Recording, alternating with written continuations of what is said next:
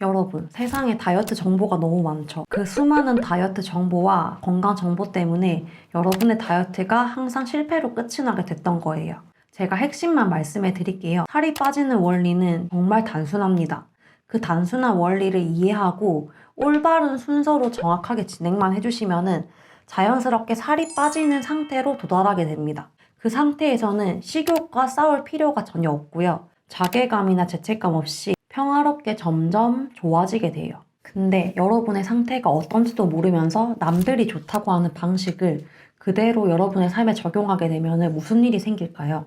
잠시 동안은 효과가 있을지는 모르겠지만 시간이 갈수록 식욕과 싸우면서 결국 의지력을 다 소진하게 됩니다. 지금 다이어트를 하는 중인데 식욕을 견디고 참는 느낌이 든다면 여러분은 잘못된 다이어트를 하는 중이고 어마무시한 부작용을 겪게 될 거예요. 저는 여러분이 그 과정을 겪지 않았으면 좋겠고 그 과정을 겪지 않을 수 있도록 제가 핵심만 짚어드릴게요. 여러분이 가장 피해야 할 정보가 있습니다. 다짜고짜 뭐 먹지 마라, 뭐 먹어라, 영양소는 이렇게 챙겨라, 탄단지 비율을 이렇게 해라. 그런 다양한 잡다구리한 정보들 있잖아요. 그 정보들에서 멀어져야 합니다. 사람마다 음식에 대한 취향이 너무 다양하고 평소 생활 방식이나 스트레스 수준이 너무 달라요. 무엇보다 사람마다 하루에 쓸 수 있는 에너지 양이 달라요. 그리고 그 에너지의 양은 무한한 게 아니라 한계가 명확합니다. 스트레스를 많이 받는 사람들은 내가 운용할 수 있는 에너지의 양이 작아질 거예요. 새로운 학업을 맨날 한다거나 아니면은 직장과 집의 거리가 너무 멀어서 교통을 이동하면서 너무 많은 에너지를 쓴다거나 그런 다양한 변수들 그리고 내가 가지고 있는 습관들이 있을 거잖아요. 그런 게 사람마다 너무 다르기 때문에 사람마다 하루에 운영할 수 있는 에너지의 양이 너무 달라요. 하지만 여기서 사람들이 이런 운영할 수 있는 에너지의 양을 전혀 모르고 남들이 좋다는 방식을 무작정 수용하게 됩니다. 많이들 하는 실수가 남들이 하니까 나도 할 수 있겠지. 그렇게 해서 시작을 하게 되는데 하다 보면은 당연히 에너지가 딸리겠죠. 왜냐면은 내가 원래 하던 일의 강도를 지속을 하면서 새로운 걸 하게 되니까 얼마나 힘들겠어요. 결국 의지력이 소진하는 순간 탈진을 하게 돼버려요. 그럼 그때 자신을 탓해요. 나는 왜 이렇게 의지력이 없지? 나는 왜 이렇게 정신력이 약하지? 결국 자책으로 이어집니다. 어디서부터 잘못된 걸까요? 자신이 운용할 수 있는 에너지의 양을 체크하지 않고 남들이 좋다고 말하는 그런 모든 방법을 한 번에 시작했기 때문이에요. 이렇게 되면 너무 많은 에너지가 들기 때문에 결국 탈진해버려요. 그때는 폭식이나 과식으로 발현이 되는 겁니다. 이것에 대해서 뇌과학적으로 더 자세히 이해하고 싶다면 네이버 뷰탭에 갓생 실패 이유를 한번 검색해보세요. 제가 강조하고 싶은 메시지는 살을 빼는 원리는 너무 단순하다는 거예요. 모든 생물체의 제1 목적은 바로 생존이에요. 우리는 수많은 환경 변화를 겪으면서 결국 살아남게 된 인류로서 생존을 위해 발달하게 된 인체 시스템이 내장되어 있어요. 음식물을 통해 에너지가 들어오게 되면은 인체는 어떤 방식으로든 효율적으로 그 에너지를 저장하려고 해요. 이렇게 인체에는 에너지를 저장하는 장소가 총 4군데예요. 혈액, 간, 근육, 지방세포 이렇게 4가지가 있는데 혈액, 간, 근육세포는 저장량이 한계가 있어서 많이 저장하지 못해요. 그러면은 남은 에너지는 어디에 저장될까요? 바로 지방세포입니다. 근데 중요한 건 지방세포는 저장량에 한계가 없기 때문에 끝도 없이 저장할 수 있습니다. 결국 우리가 살이 찌게 된 단 한 가지 이유는 많이 먹어서예요. 자, 그럼 핵심을 알려드릴게요. 우리는 지방의 형태로 저장된 에너지를 잘 쓸 수 있는 상태가 되기만 하면은 자연스럽게 살은 빠지게 될 거예요. 지방을 에너지로 잘 쓸 수 있는 상태가 과연 어떤 상태일까요?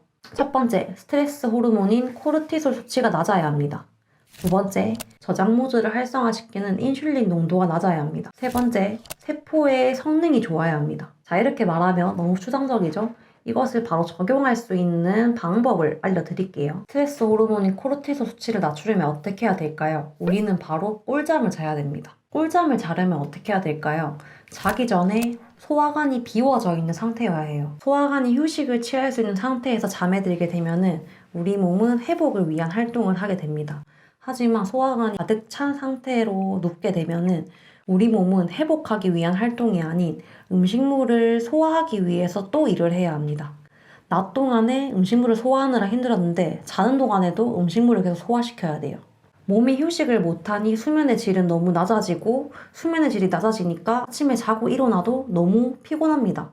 피곤하니까 스트레스 수치가 또 오르고 식욕이 올라요. 그러면 또 먹게 돼요. 이런 악순환에서 나오려면은 자기 전에 깔끔한 소화관이 유지될 수 있도록 저녁에는 특히 과식을 조심하셔야 되고요. 자는 시간이 되면은 잠이 안 와도 일단은 누워야 돼요. 그리고 개인적인 문제 때문에 스트레스를 받는 거라면은 내가 지금 당장 해결할 수 있는 것과 해결할 수 없는 것을 구분해 주시고 해결할 수 있는 것에만 집중하셔야 됩니다. 제가 좋아하는 철학자 러셀은 이렇게 말했어요. 현명한 사람은 고민을 하는 것이 효과가 있을 때만 고민하고 고민을 해도 효과가 없을 때에는 다른 생각을 하며 밤에는 아무 생각을 하지 않는다. 꼭 필요할 때에 적당하게 고민하는 침착한 태도를 기르면 행복과 능률을 엄청나게 증진시킬 수 있다. 그리고 감정적인 피로나 고민은 수면을 통해 어느 정도 회복할 수 있습니다. 밤에는 심각하게 느껴졌던 그 고민들이 잘 자고 일어나서 생각해보면 별거 아닌 것들이 상당히 많아요. 이렇게 스트레스 관리를 자신만의 방법으로 꾸준히 잘 해주셔야 되고 스트레스를 관리하기 위해서는 수면이 정말 중요합니다. 두 번째, 인슐린의 농도를 낮추려면 어떻게 해야 될까요? 일단 인슐린은 혈액 속에 당이 쏟아지게 되면 그 당을 빠르게 세포에 저장하여서 혈당을 안정적으로 유지해주는 역할을 합니다. 이 인슐린의 분비를 늘리는 주범은 바로 탄수화물인데요. 인슐린의 농도가 짙어지면 우리 몸은 더 많은 에너지를 저장하려고 합니다. 제가 인슐린 농도라고 한 것에 집중해주세요. 가끔 하게 되는 과식으로는 인슐린의 농도를 바꿀 수 없습니다. 어쩌다 한번 하는 과식으로 인슐린의 수치가 확 치솟을 수는 있지만 농도가 짙어지려면 그 행위가 계속해서 반복되어야 돼요. 그러니까 한 번의 과식으로 나는 망했어 이렇게 자책을 하는 게 아니라 과식을 하는 상황을 점점 줄여나가시면 됩니다. 인슐린이 너무 자주 많이 분비되지 않도록 과식하지 않는 습관이 정말 중요하고요. 안 먹는 시간과 먹는 시간을 철저하게 구분해 주셔야 돼요. 먹는 시간과 안 먹는 시간을 철저하게 구분해 주시게 되면 점차 낮아지게 됩니다. 이때 우리 몸은 지방을 에너지원으로 사용하는 능력이 점점 커지게 돼요. 세 번째, 세포의 성능이 좋아야 되는데 세포의 성능을 좋게 만드는 방법은 여러 가지가 있지만 운동도 포함되는 개념이라 이거는 제가 다음에 한번 정리를 쫙 해드리겠습니다. 오늘은 운동하지 않고도 질 높은 수면으로 인한 스트레스 관리와 먹는 시간과 안 먹는 시간을 철저하게 분리하는 습관만 가져도 살이 자연스럽게 빠지는 상태에 도달할 수 있다는 것을 제가 강조하고 싶습니다. 여러분, 살 빼기 위해서 다짜고짜 닭고야를 한다거나 저탄고지를 한다거나 탄단지 매크로를 돌린다거나 운동을 빡세게 한다거나 그렇게 순서 없이 한 번에 모든 것을 진행하지 마세요. 순서 없이 진행해버리게 되면 식욕이 무조건 터지게 됩니다. 우리는 식욕이라는 생존 욕구가 있기 때문에 그 생존 욕구를 절대로 억압하셔서는 안 돼요. 살을 빼는 가장 단순하고 확실한 방법은 여러분의 현재 행동 패턴을 제대로 점검하시고요. 내가 운용할 수 있는 에너지 양을 확실하게 인지를 하신 상태에서 지금 내가 아주 쉽게 할 수 있는 행동을 바로 시작하는 거예요. 일단 잠부터 잘 잠으로써 스트레스를 잘 관리하려는 노력, 먹는 시간과 안 먹는 시간을 철저하게 분리하려는 노력, 딱 두 가지 노력만 해주신다면 식욕을 견딜 필요 없이 자연스럽게 살이 빠지는 상태에 도달하시게 될 겁니다. 그러니까 오늘부터 이 두 가지를 꼭 실천해 보세요.